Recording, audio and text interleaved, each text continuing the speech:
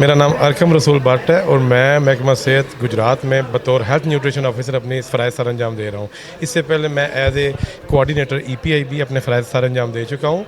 जैसा कि आपको पता है कि सर्वाइकल कैंसर की हिफाजती वैक्सीन जो है इस वक्त पूरे पाकिस्तान में लगाई जा रही है और गुजरात में भी ये मुहिम जारी है, जो कि 15 सितंबर से लेकर 27 सितंबर तक जारी रहेगी।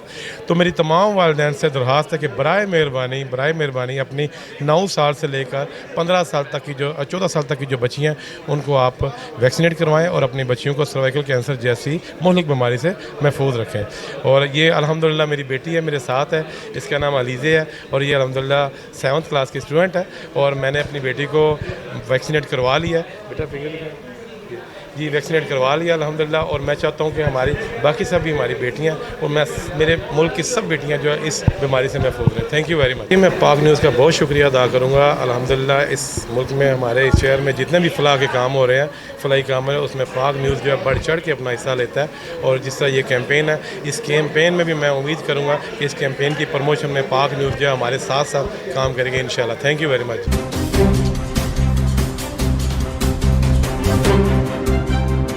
आप देख रहे हैं पाक न्यूज, पाकिस्तान की आवाज।